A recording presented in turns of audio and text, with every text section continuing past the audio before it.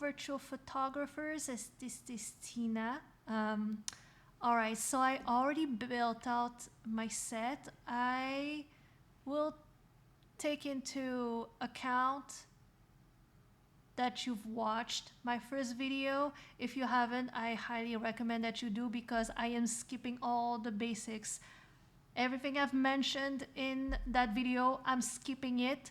So if you're already lost, that means you haven't watched it. So go watch it before you watch this one, because this is gonna be a doozy. But I'll try to make it as simple as possible. But as you can see, I already have pretty much everything set up. But we'll do this one by one, step one by one. So here.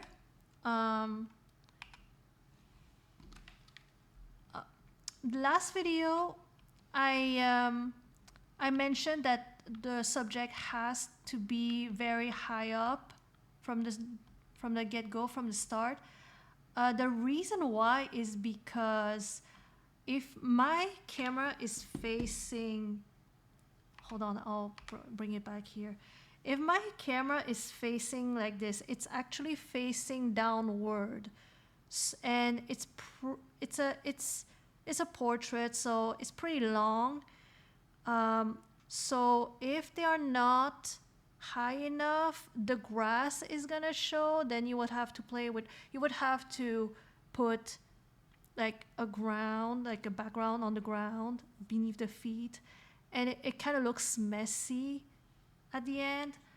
And so not only you would have to tilt the background to make it look seamless from head to toe, or up or down or whatever, you want to also cover the grass and everything. So if I were to move here, you see how the ground is showing, but it's not because I tilted the background really in the back,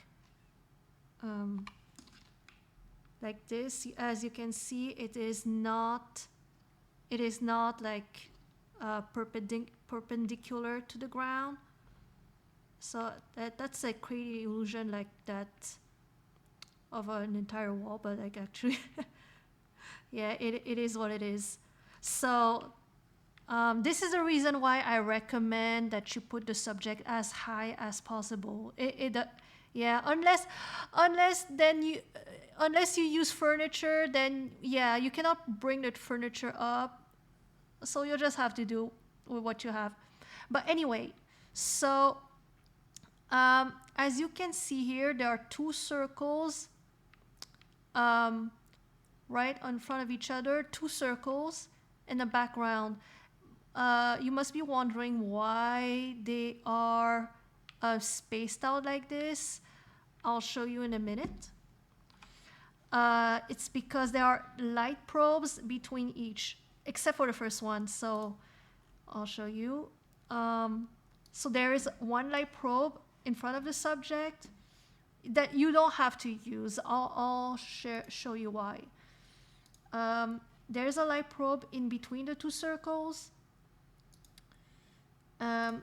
There's a light probe like between the bigger circle and the background. And for the first circle, I have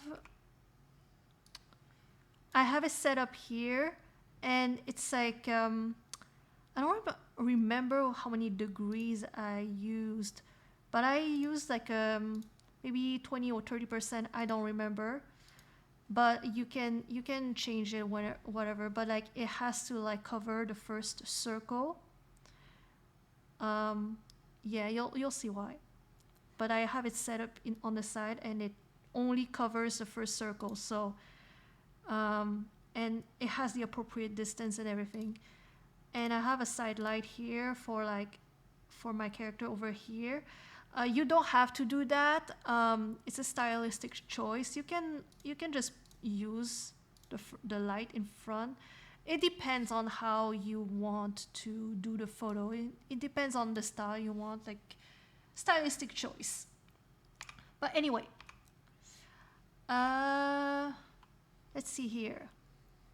Oh, I I have no idea if it's okay. It's locked. So we're gonna go one by one.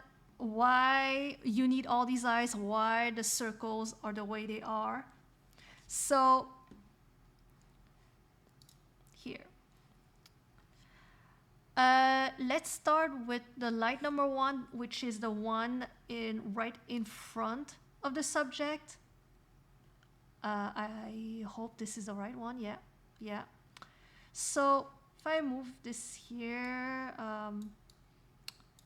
you can see how it's right in front of the subject. You can change the color. You can do whatever power you want. You can do whatever distance you want. But I would recommend that you keep the distance only to cover your character.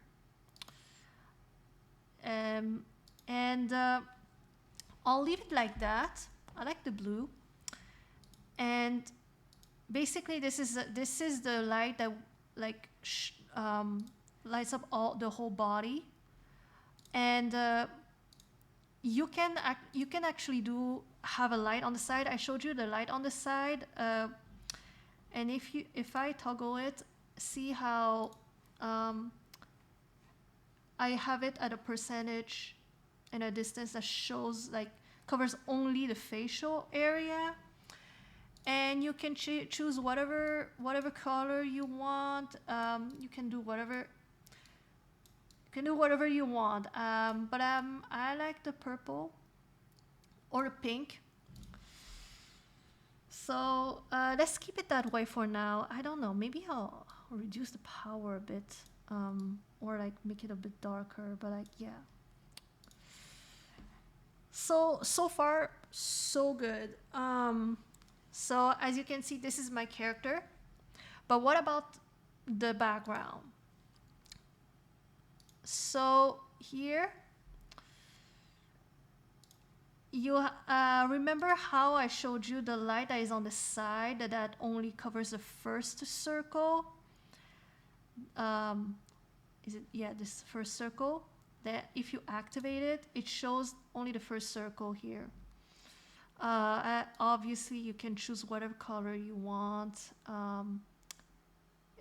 Like you can actually choose afterwards. You don't have to make any decision now.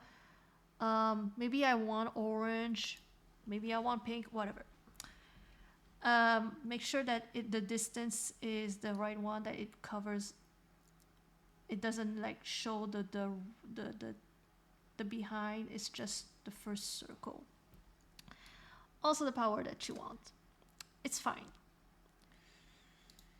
And the second circle, the one that is between the first and the second one. If I toggle the light, activate it, see how it's purple here? I chose purple. You can, again, choose whatever color you want. I chose purple. And this one, you use a power to determine how bright you want your neon light to be. But you want to make sure that for the distance, the distance is not too great, so because like otherwise it will affect the background here. So you want to keep the distance short here. Short is probably not the right word, but anyway, let's say I want to go with light purple. So now the light that we need that is left is the one between the second circle and the background. This will affect only the background behind the neon sign. And in order to create the illusion of an actual neon sign, I would recommend that you match the background with the first circle. Hold on, let me see.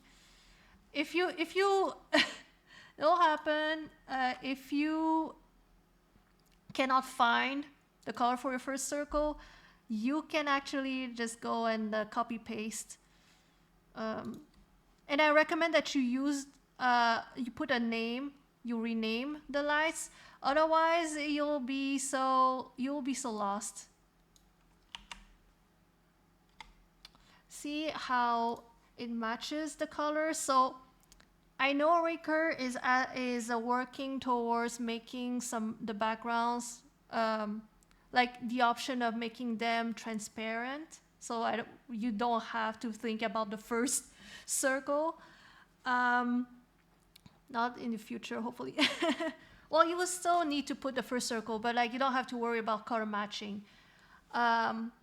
So here, as you can see, it is matching. So it looks like an actual neon sign, but really, if you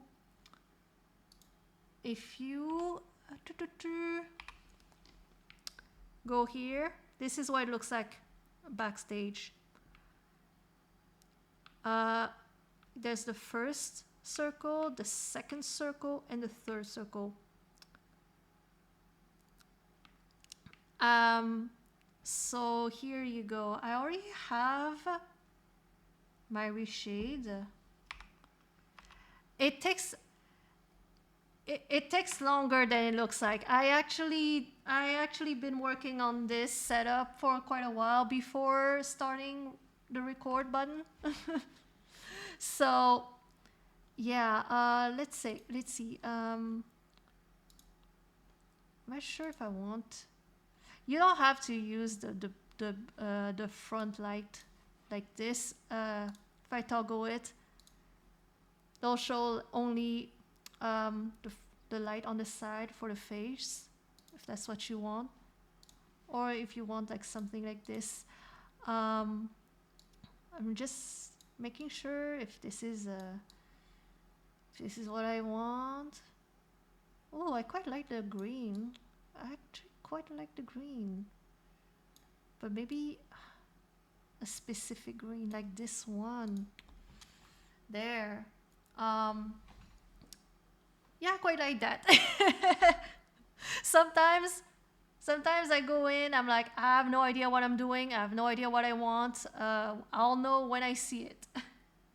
So yeah, and all you have to do is, well, I already determined my pre-shade, my reshade. Why did I say pre-shade? My reshade. I already chose my reshade, and I'm ready to take a picture. So this is how I do my neon sign. If you have any questions, feel free to let me know. Hopefully I'm being clear. But yeah, yeah.